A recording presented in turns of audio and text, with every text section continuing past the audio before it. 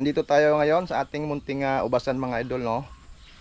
So mayroon lang tayong konting tips or mayroon lang tayong i-share sa ating about sa ating ubas.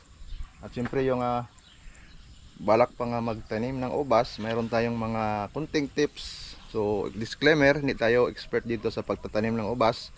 Pero i-share ko lang yung mga about sa mga na-experience ko dito sa ating ubasan mga idol. So mayroon tayong isang buns. Ito kung makikita nyo, ito po yung variety ng Everest. Kung nakikita nyo, medyo maliit lang siya kasi voluntary fruiting po ito mga idol. Hindi natin pinabunga, balik kusa lang siyang bigay ng bulaklak. So pinatuloy na lang natin para makita din natin ang resulta. So ito yung kanyang fruiting cane is nasa kwan, mahigit 2.5 meters. So dito siyang galing, oh. Dito lang galing yung kanyang sanga o kanyang ito yung fruiting cane papunta doon. So nasa 2.5 meters yung haba ng kanyang fruiting cane. So nagbigay siya ng bulaklak dito kasi sabi nila si Everest ay hindi madamot sa pagbibigay ng bulaklak o ng bunga. So ngayon, para mayroon tayong reference, para malaman talaga natin na legit yung cuttings or yung seedling na nakuha natin. So pinabunga natin, pinatuloy natin para makita natin yung kanyang itsura. Siyempre curious din tayo kasi first time din natin nagtanim ng ubas, no. So ito yung kinalalabasan. Medyo maliit talaga kapag voluntary fruiting.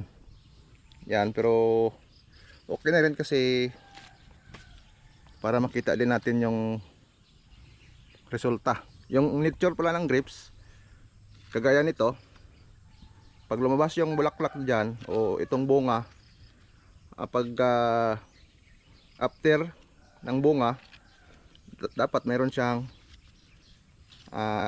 15 to 20 leaves na magsusupply sa kanya ng nutrients dito. Pero dahil hindi na lumaki, hindi na humaba yung kanyang mga dahon, ito mga medyo maliliit na talaga, 2, 4, 6, 8, nasa 10. Pero hindi na siya healthy na mga dahon. Dapat ganito kalapad yung dahon, no? So ito maliit na. So hindi natin expect na talagang lalaki si Everest. Kasi nga dapat merong magsusupply sa kanya ng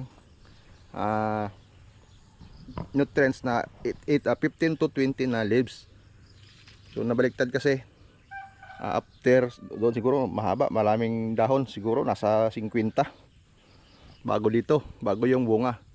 So hindi na sapat yung kan kasi baliktad. So yan siguro yung dahilan kung bakit maliit yung voluntary fruiting talaga. Yung voluntary fruiting talaga is nasa kung talaga isa sa malayo yung pagbibigay niya ng bulaklak. Pero kapag nag-prune kasi tayo, dito lang tayo magpo-prune, no? Is 1, 2, 3, 4, 5 or 6, depende sa buds. Kung maganda yung mga nodes, doon tayo magkakat. Kasi doon siya magbibigay ng magandang bulaklak. Kung maganda yung bulaklak, siyempre maganda din yung bunga. Pabubungahin natin to siguro mga August. I-harvest lang natin lahat yung ating mga voluntary fruiting kasi marami. Nasa 5. O mayroon pa tayo dito nga ano, voluntary fruiting din to. So maganda yung kansana. So meron tayong experience dito ng mga idol. Kapag hindi kasi na-spray ng insecticide at saka yung fungicide during sa kanyang pag fruit setting.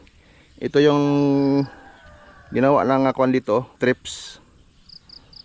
Yan, hindi siya nagkuan yung kuan parang gas-gas yung bata pa siya, maraming gas-gas. So yan ang dahilan kung bakit hindi siya magkaroon ng magandang kulay, kasi nakuha na na gas-gas na siya ng trips nung fruit seed pa siya.